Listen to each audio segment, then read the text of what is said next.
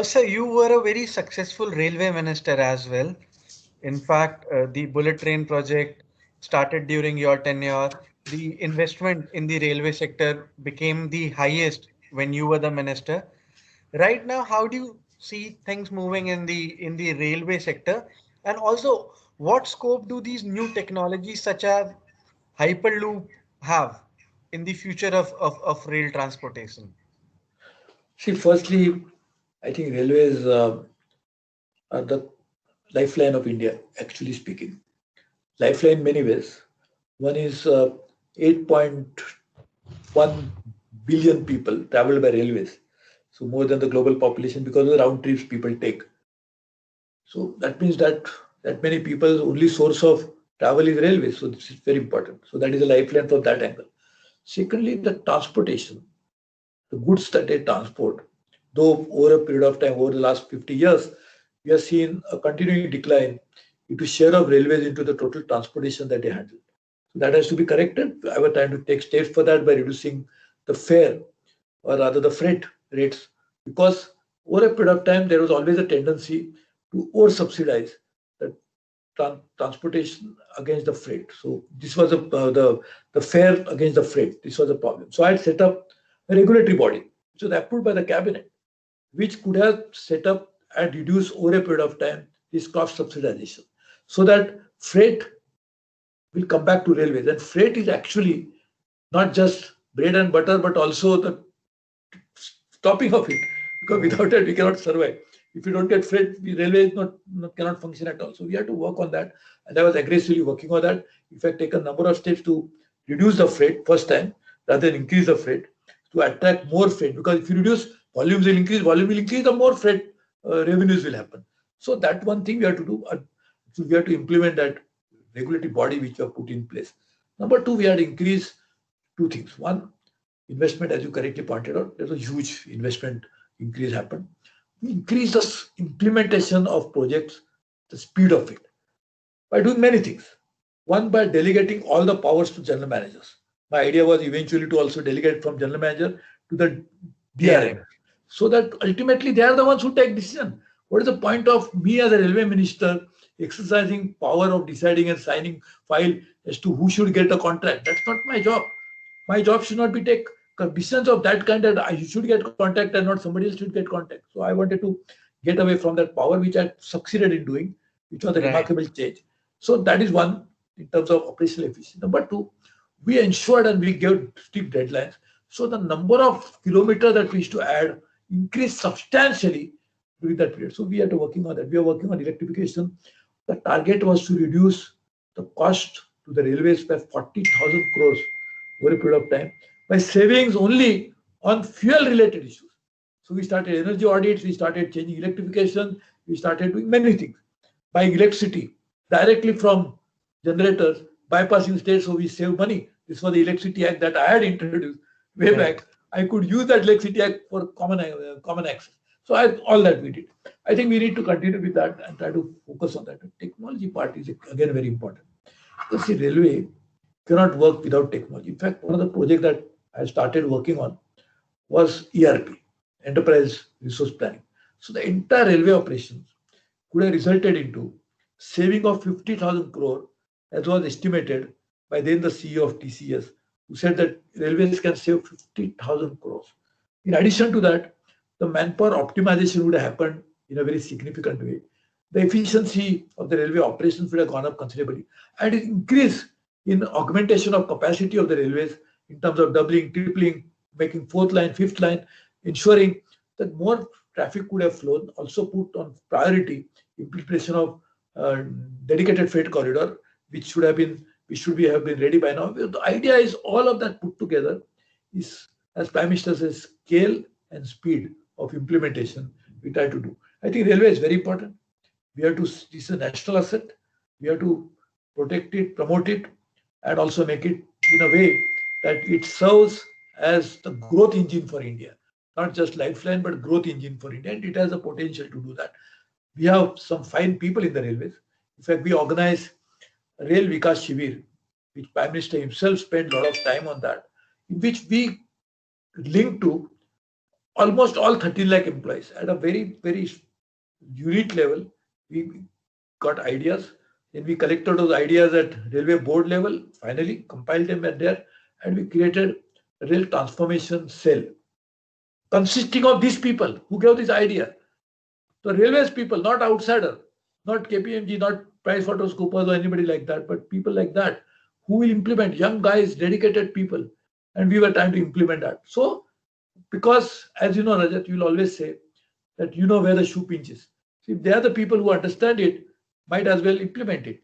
And therefore, this was the idea. And I think railways can become a transformation engine for the entire Indian economy.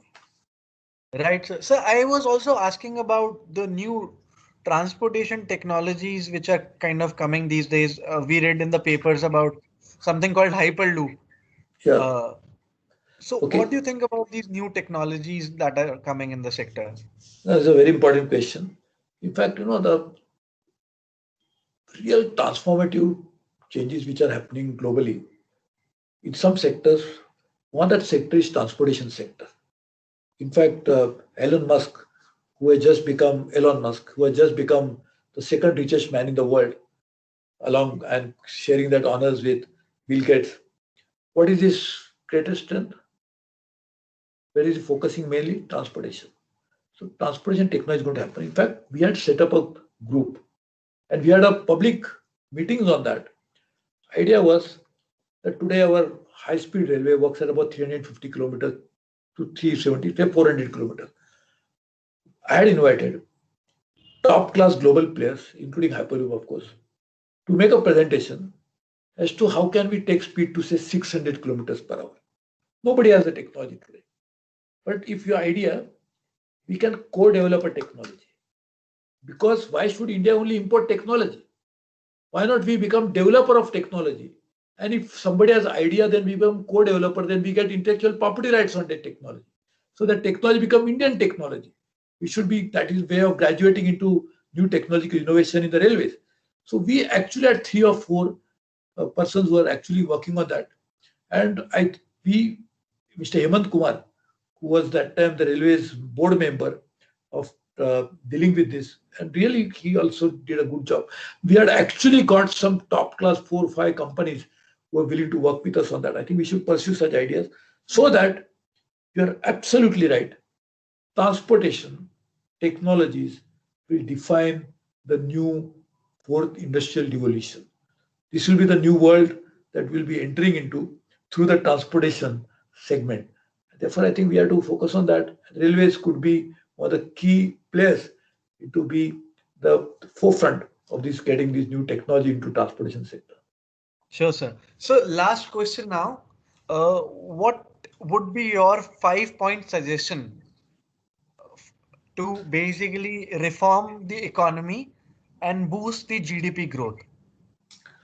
Number one is, of course, reform is a continuous process. One is the sectoral reform, other are the structural reforms at a national level. I think Prime Minister, I'm very happy to note, is focusing on both. For example, the changes that he has done in agriculture are phenomenal, honestly phenomenal. People don't realize it. Over a period of time, we'll see the benefit of it. Of course, this needs a lot of support from the state government because agriculture is a subject which states administer more than the federal government. So we have to work with them, but this again can be. So these are the kind of second reform that we must bring in is the administrative setup. See, basically, the vision of Prime Minister as a leader gets translated into reality through a process which is administrative in nature. The cutting edge where the beneficiary of government program meets the government machinery is at a lower end level, and that's the level which is administration. So we must bring substantial changes and reforms in the administration wherein the goal as stated by the Prime Minister, and he has the mandate of the people, that's why he has the right to set the goals. People elect him to do that. So implementing that in the spirit should be the responsibility and the duty of the administrative setup. So I think we must focus on that in a very significant way. That in itself, along with the sectoral reforms, administrative reforms will ensure that they get properly implemented in the spirit and the letter. So this is one critical area you must focus on. The second part is economy. I personally feel that we are in the phase in which the global changes that are happening, we can take advantage of them.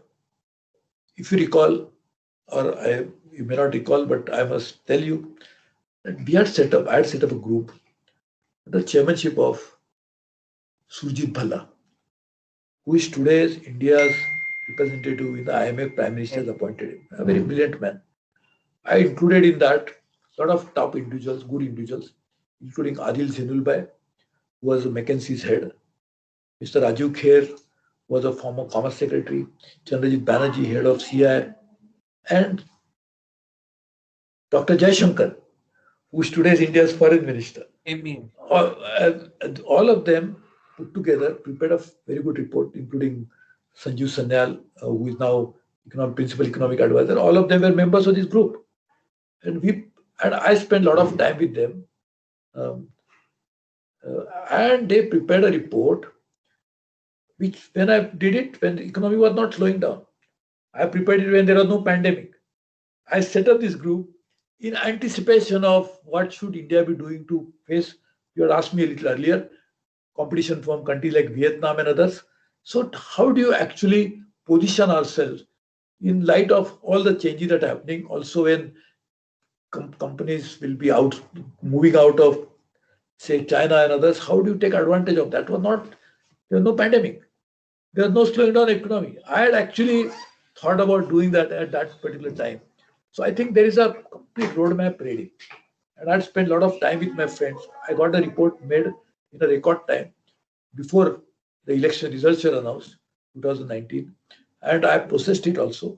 So I think we have a good roadmap ready to implement what is necessary to be done, along with, as I said, the district-led growth, which was a separate initiative that we had taken. So I think we should work on that, and India will be growing, because I am very positive about India's medium and long-term projection. It will be top economy, if not the topmost, but it will be growing at a reasonably good rate over a period of time.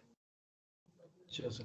Thank you so much for your time, sir. This was a very insightful discussion, and it is always a pleasure to talk to you, sir. The kind No, of insights that you give thank you for and these your compliments, but more importantly, I thank you because you are such a brilliant and also such a patient listener that we had a very good conversation. Thank you very much for this. Looking forward to working with you, looking forward to working with my fellow citizens to make sure that the leadership of Prime Minister Modi will emerge as a top leading economy of the world. certainly, sir. Thank you so much. Thank Bye. you. Thank you. God bless you.